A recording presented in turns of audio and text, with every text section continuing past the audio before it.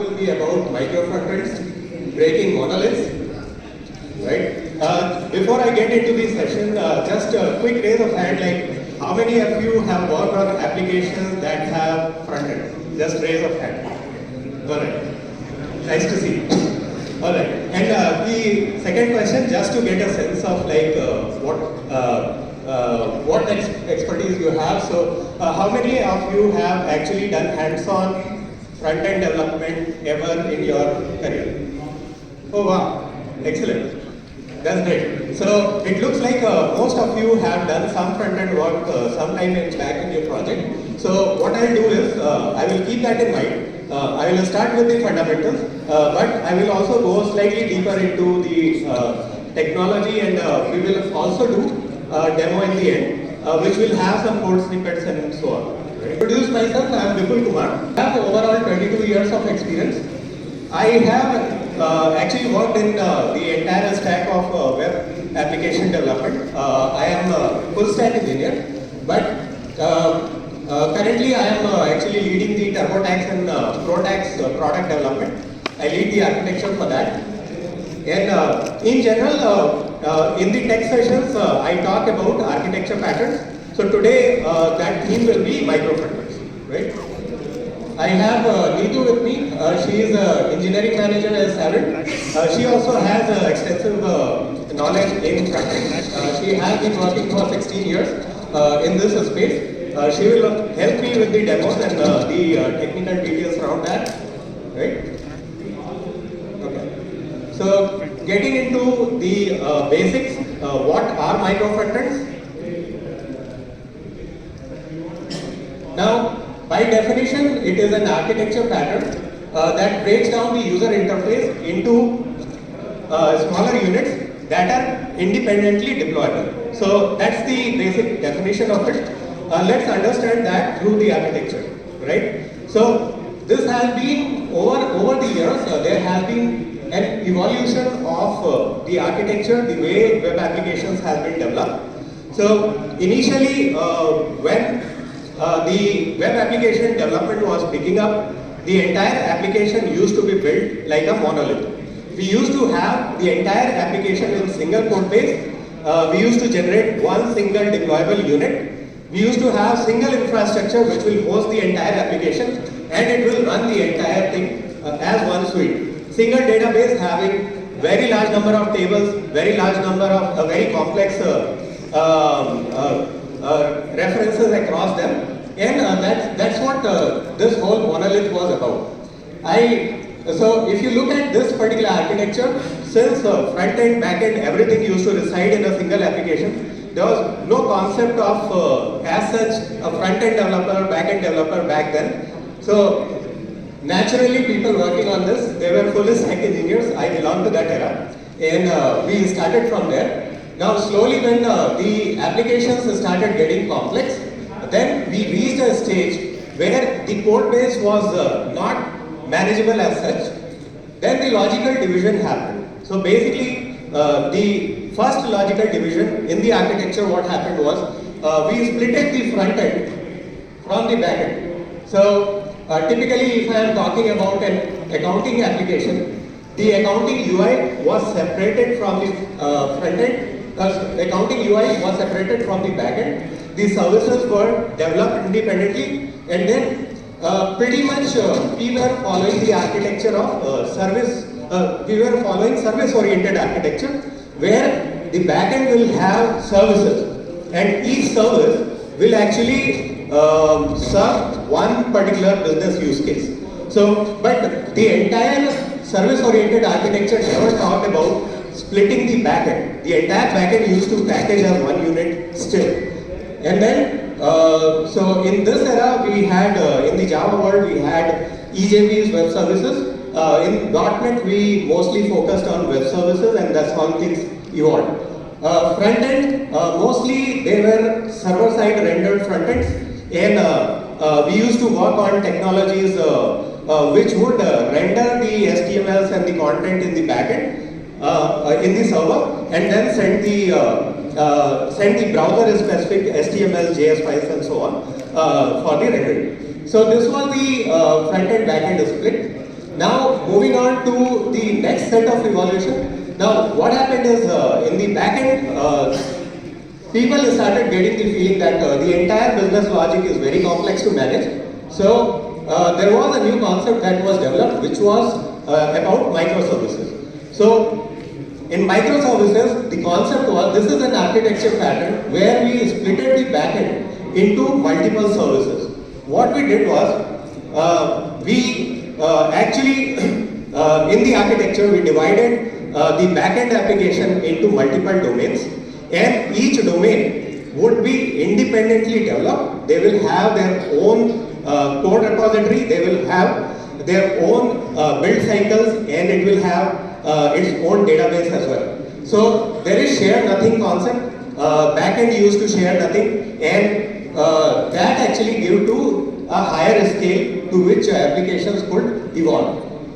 Now, if you look at front end, that remained a monolith. Most of the companies, since most of the companies still have a very large code base for front end, and there are large number of developers who work on a single code base, front end goes and deploys a single unit, right? So now finally, we are in a phase where most of the companies are adopting micro front ends. What we are typically developing are micro apps. Now, from micro apps, what we mean is, the front end has also splitted in exactly same way. This micro front end concept itself evolved from the microservices concept that takes the same features to the front end world as well.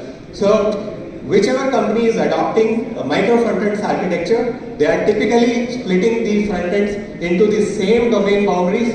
Now they are separate code bases for each front end that serves a particular domain. And now this helps us evolve teams which can actually own the entire domain within one as a unit. They will own the front end pieces, they will own the services, and they will own the database altogether. So you have micro front end in the front, and then microservices in the back end, and a database which is serving this feature. Everything comes together to form a single application. So this actually solves for the complexity which we have, right? Now, moving on. Typically, an application built with micro frontend doesn't look any different from the traditional applications which we used to have. So for a user, this is an example page from Intuit QuickBooks. So Intuit as a company has adopted the pattern. It has a native or basically proprietary framework which does the micro frontend. The application is served through that, and if you see in this particular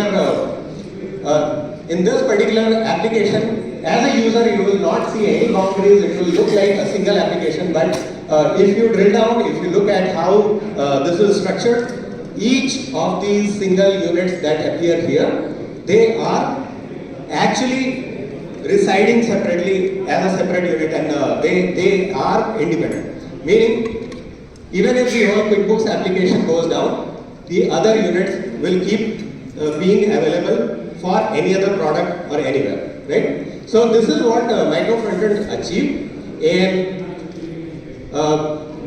so going forward, so typically what we'll talk about is we understand the concept of micro frontend. We have seen that it doesn't make any difference for the users which are using the application. But behind the scene, we have splitted the application. Now, typically, talking about it, like any organization which picks up micro frontends as a journey, like switching from monolith to a micro frontend based architecture, it takes quite a lot. If you go and try to convince the higher ups, the product owners, that we are going to evolve into micro frontends architecture, typically you would need to convince that why we want to do so, right? So I'll give you some more pointers talking about benefits, what micro frontends offer. So going ahead, a simple graph typically shows that what the life cycle of the application goes through. Now, if you see that over the time, so this is a typical graph which shows that how feature development progresses over time. If you see the initial phase of the product development, there is a very linear, very steep curve So it takes very little time to develop very large number of features and roll out a product, right? Then it reaches an inflection point after which the velocity starts tapering down. This is the release velocity. You will spend lot of time with the same set of engineers and actually produce very less number of features as an output. So when that happens, when that particularly, when you hit that phase, this is where it will actually go on in the same trajectory, and you will figure out that there are certain teams, if they are not scaled to a larger number, they may not be producing new features at all. They are stuck in the same features that they develop, maintaining them, trying to understand how things are operating within. Now, why that happens? Why typically that happens is because behind the scene, which is not visible to the product owner, this whole code base starts getting converted into something like a big ball of mud, right? Since internally you do not have any rules, like how do you interact with different entities within, there are no actually guardrails. So what happens is there are interconnections happening all across the code base. There will be code files which will be actually distributed or basically existing all over the project repository, which will have some dependency on the other which you did not expect. So now once you reach this phase, every new feature will take huge amount of time to discover how many connections it has across the application. It will also take huge amount of time to make those changes and then test it out and roll it out with confidence. So that's where you end up with this particular complexity and nothing moves, right? So now,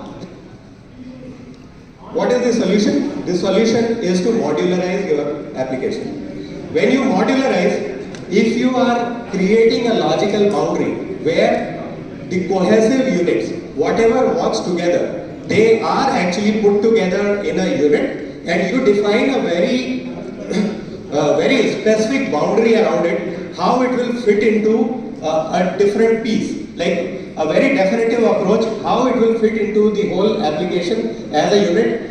You can see that there are not multiple ways in which you can create connections between each individual module once you have a defined set of contracts.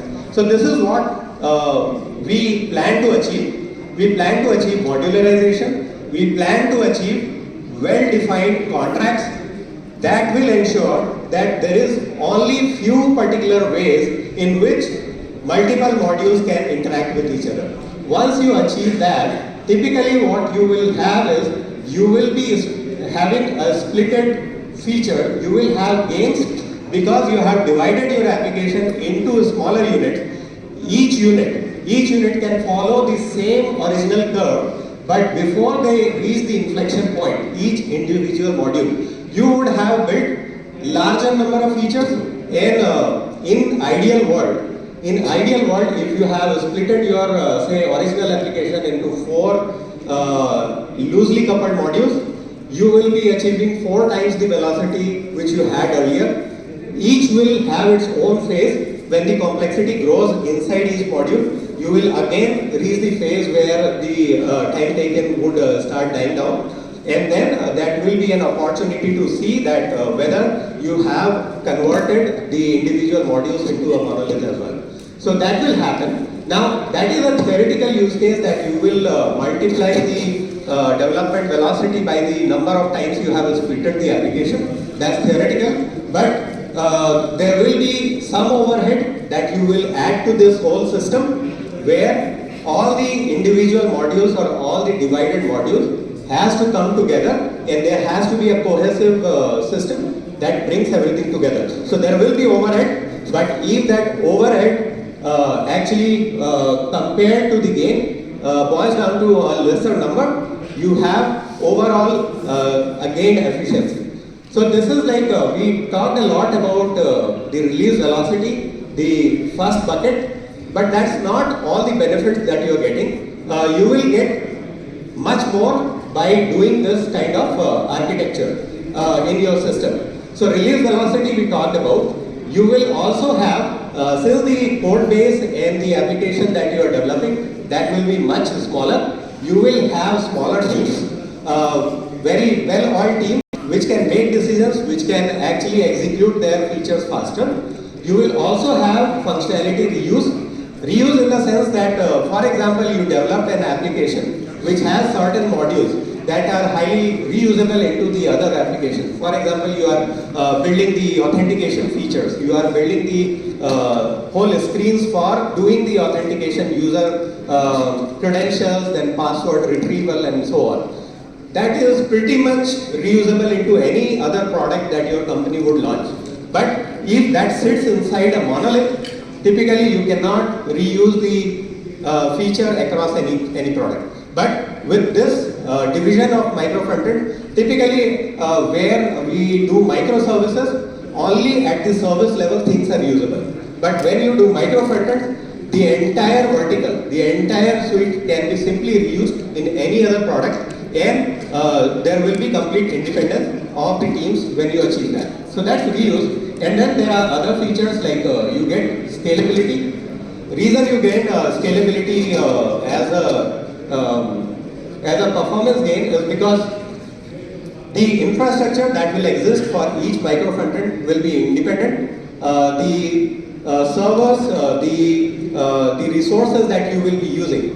Now, if there is a high throughput, if there is a highly used component or module in your system, for example, the authentication part, this is highly used. Everyone will go through the first step and then use the other features inside the module. You can independently scale that. You can independently deploy different type of infrastructure for each module and so on. So that's about performance gain. Resiliency.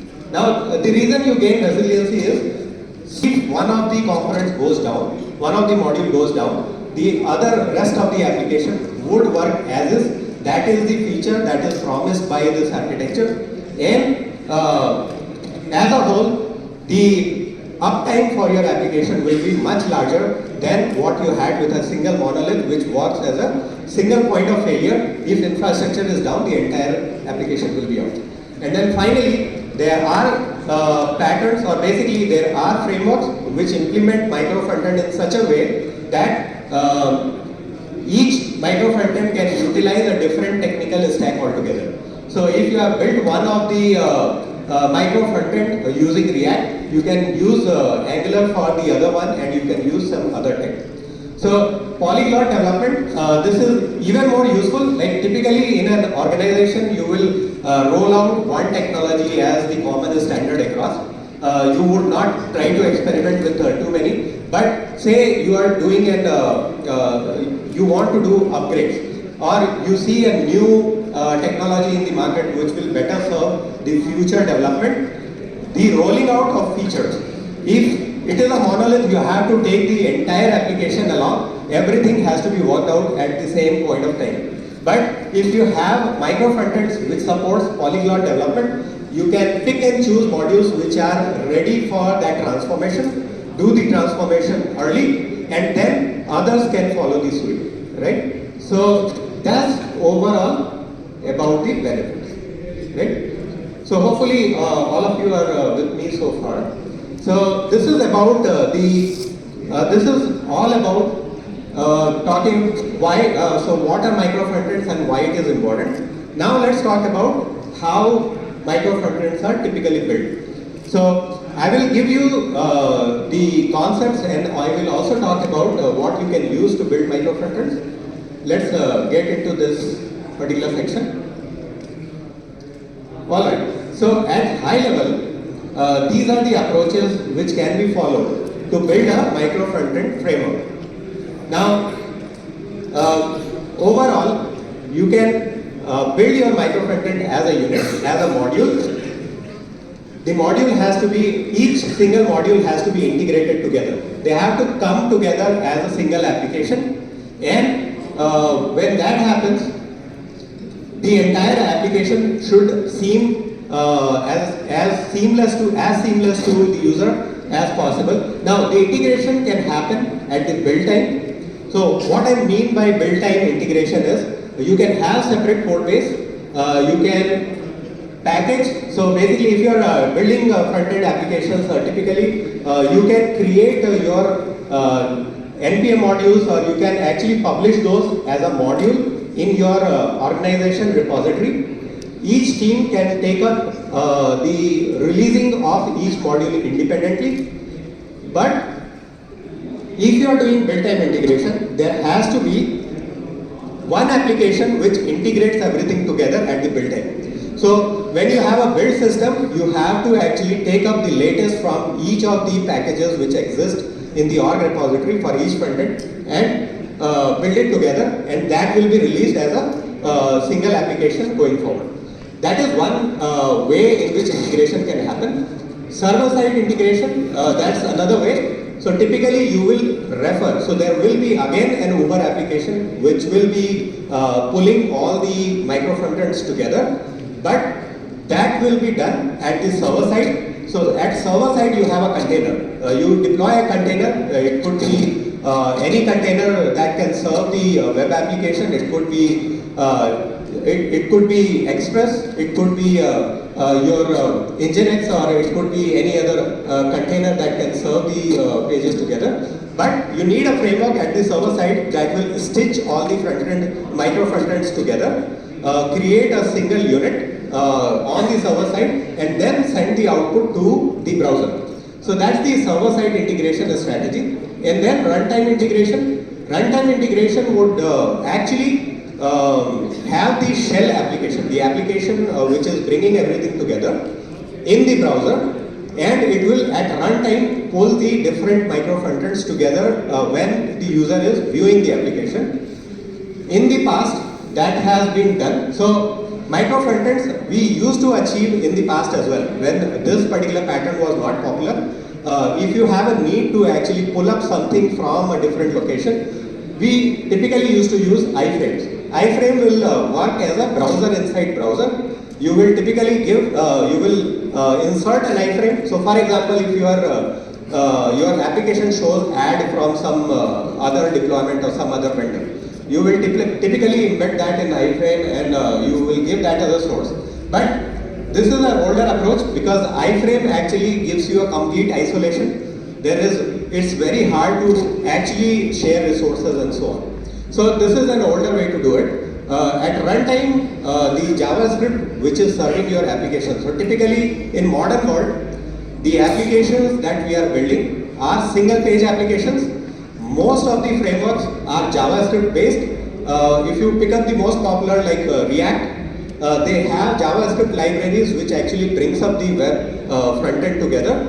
So building a library which can actually at runtime pull up different modules together using JavaScript injection. So that would be runtime integration. And then finally web components could be another approach. Not sure how many of you have actually used web components. But web components as a new concept, it gives you ability to build custom HTML elements.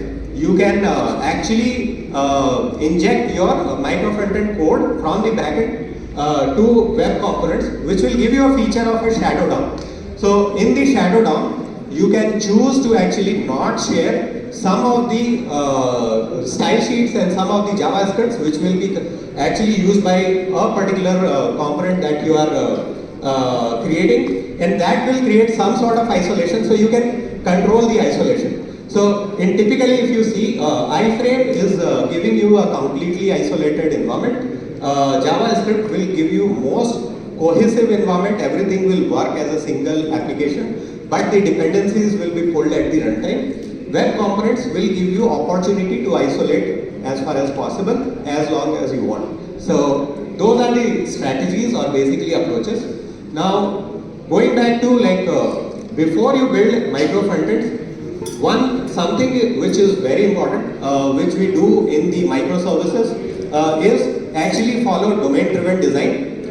In DDD, what we ensure is at the design time, we decide that what is the domain model for the entire application, what are the entities which are very closely working together, what represents a domain boundary or the bounded context for a domain. So the same concept has to actually evolve to the front end as well. The way you decide which part of your application becomes a micro front end, that should not be driven on the visual aspect of your application. You should not say that, okay, my application has a header component, has a side navigation component, has some kind of a calendar appearing somewhere. So each of them becomes a separate micro front end and so on. No. So that strategy doesn't pay very well going forward. That could become a micro front end, but doesn't pay very well going forward.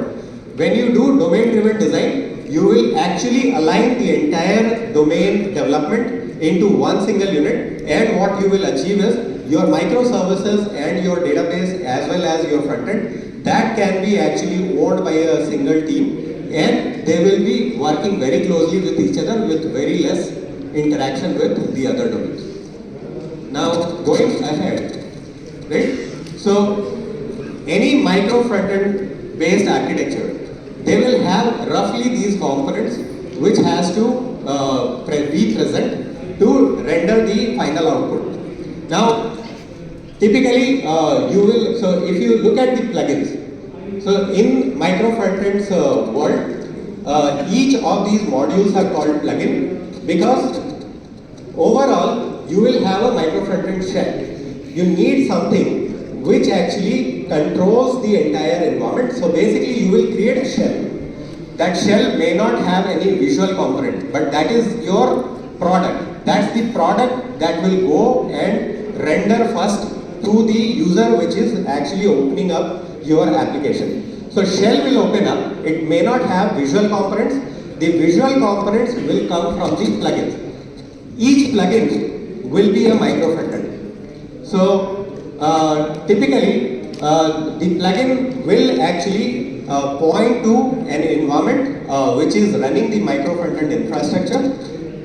If you have, so for example, if you have used the runtime integration with JavaScript, typically what will happen is in the backend you will be running the micro frontend infrastructure which renders one single packaged JavaScript file which can be pulled as a source in the browser by the framework that you are using. That framework will be typically the assembler that will assemble each of those components together in the front end piece. Now, once assembler pulls up all the plugins together, taking example of the JavaScript based assembler, so it will have all the sources downloaded in the browser, and then there will be a layout manager which will decide that which particular micro frontend is registered with which part of your application and how to paint them. So all this working together, you will have a shell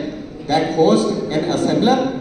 Assembler will pull up the plugins which will be deployed independently in the backend with independent teams.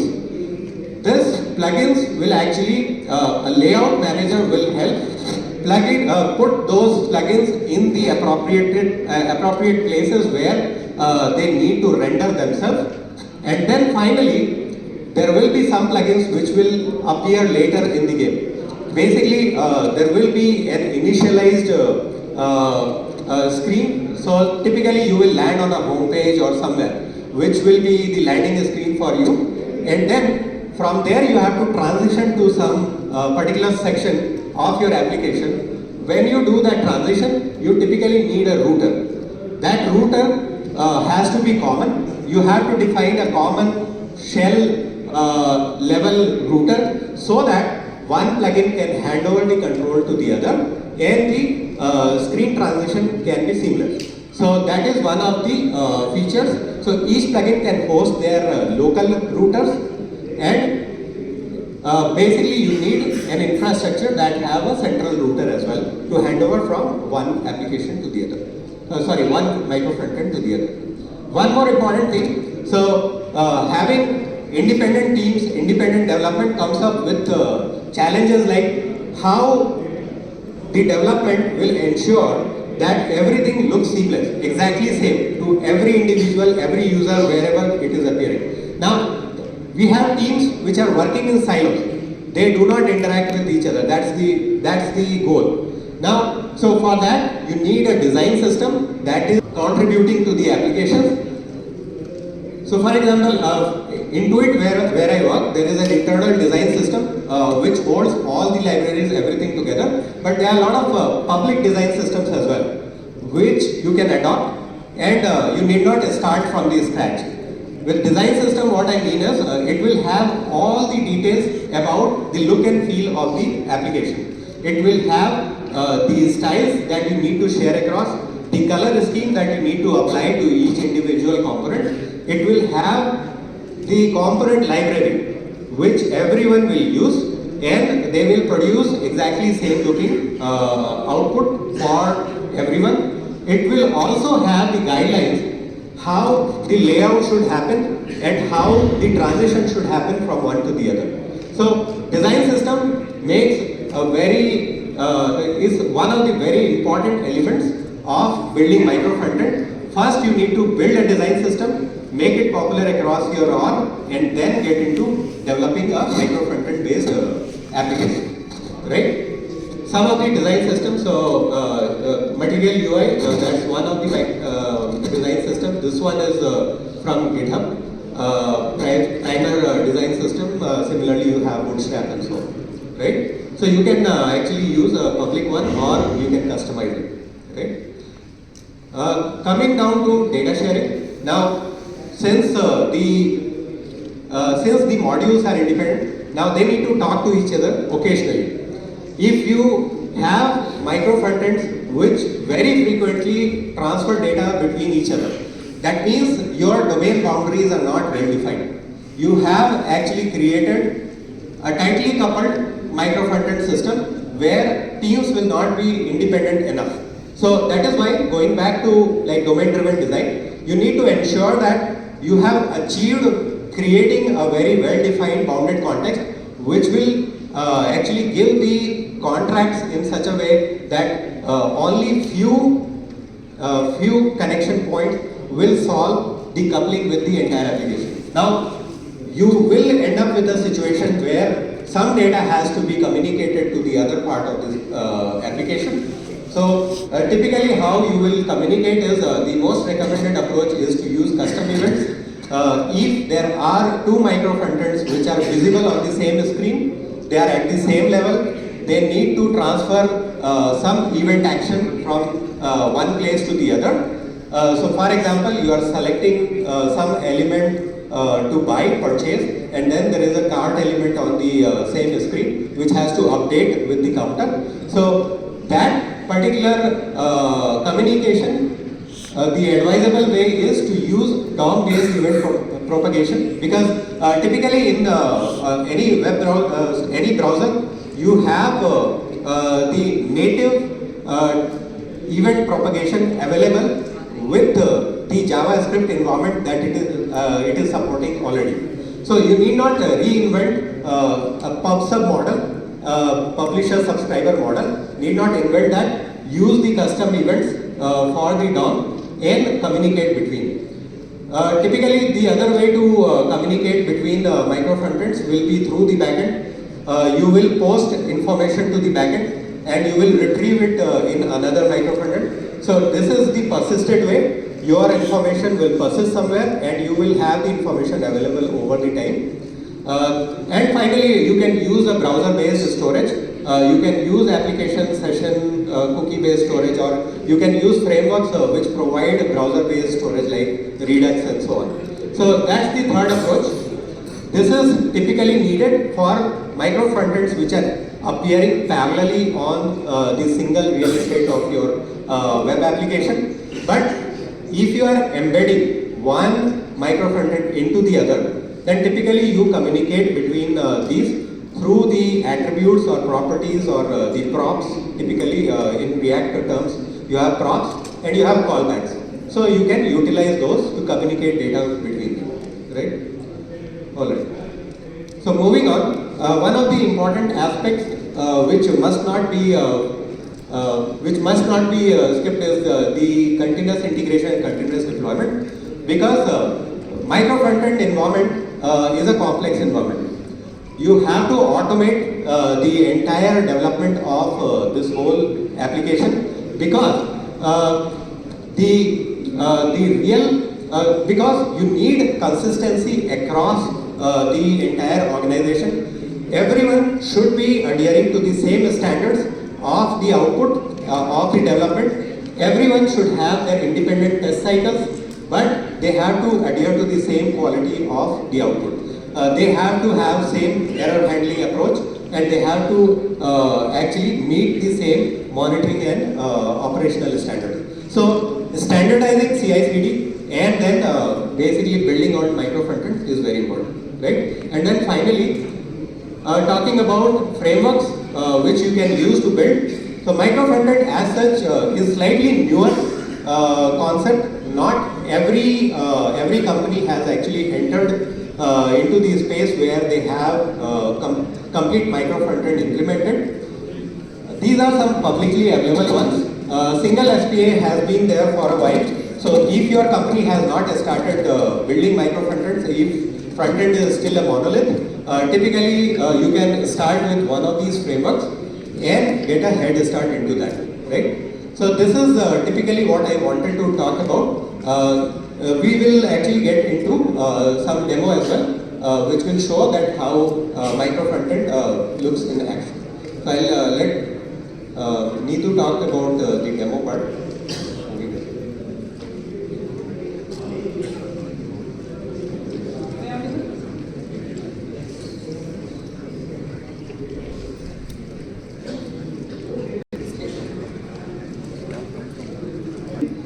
Can we just do a brainstorm? In general, really, does it help or not? I just want you to help me. Tell me, in any application, web application, bare minimum thing which is a must, where you can divide, categorize or modularize. Anybody can help? Any web application? Sorry? Yeah, in the e-commerce web application, tell me within the page where you can modularize the feature.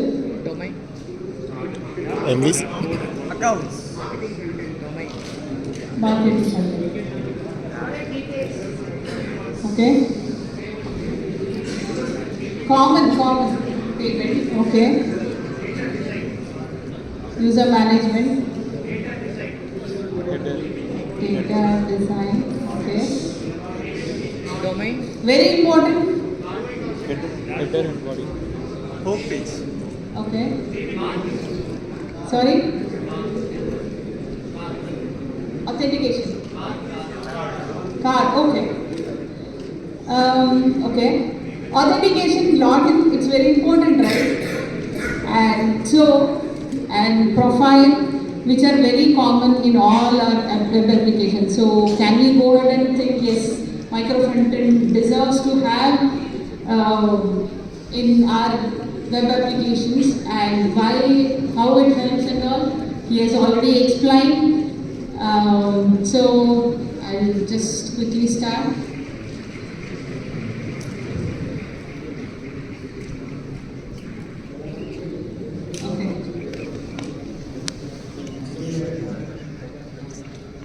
I've tried two things, two approach. One is using framework, and the other one have your own proprietary level framework with the limitations whatever we have. Even in our company also we have our own micro frontend, like Bipul already explained. But you can also use single SPA, any other framework.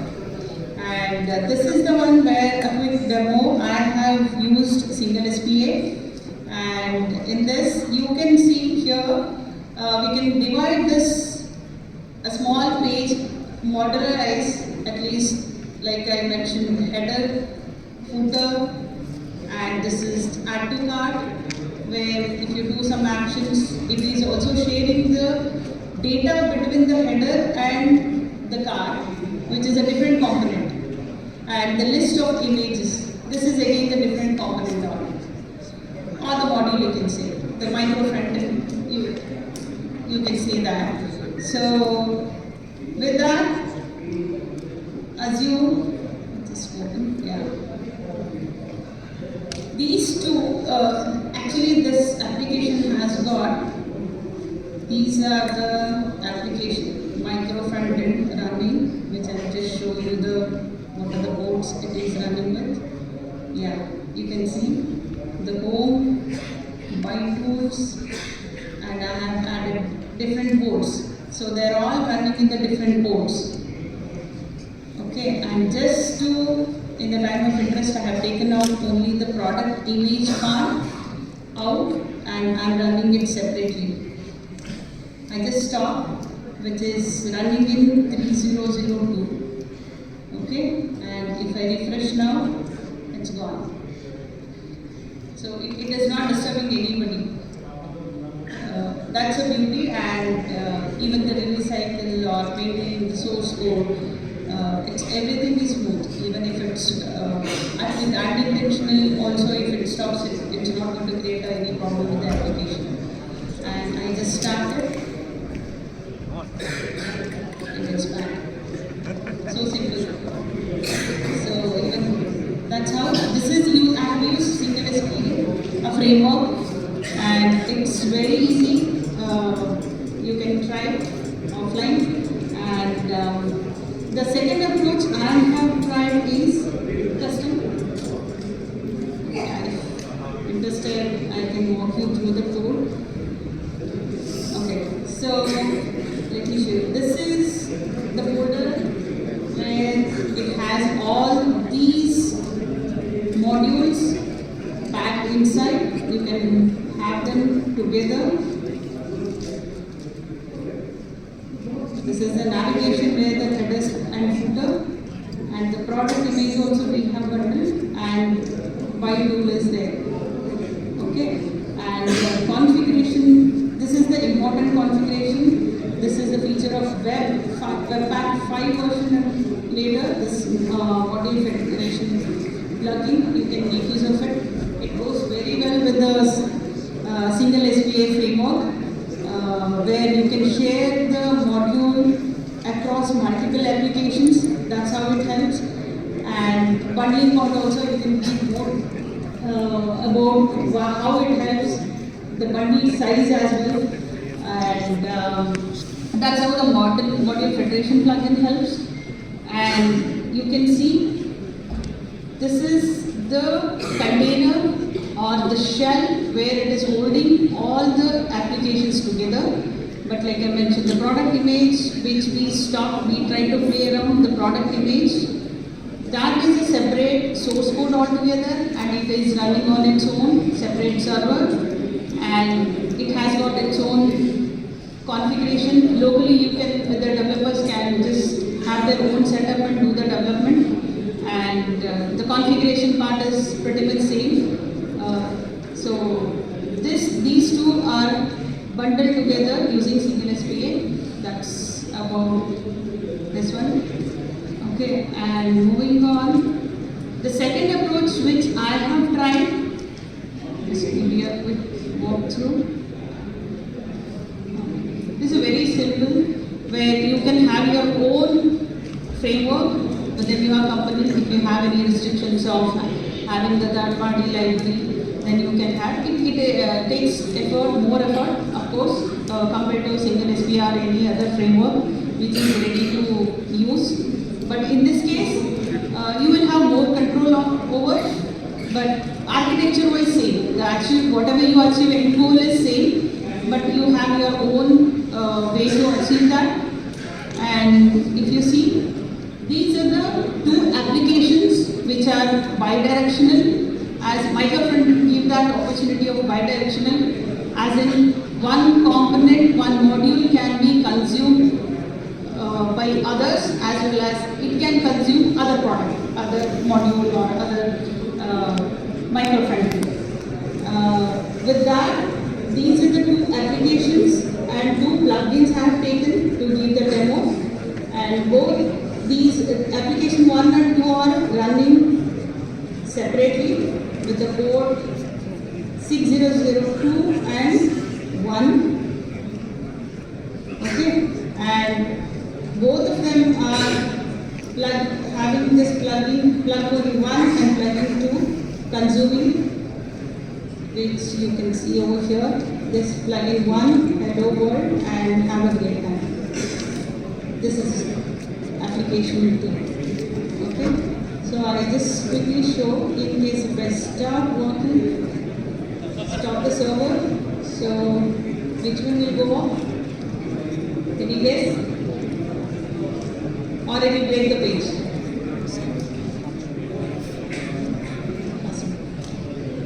So it's real time, no need to restart the server, nothing. The consumer or the container, no need to restart explicitly, then it works smooth. The code wise, you can see a simple array for the plugins I have done, and plugin manager is having the script tag dynamically inject the HTML page. That's how it will help. This is one more way where you can achieve. Already in the slides we explained that. And if you want to start, bring it back, network check. So that's about the demo.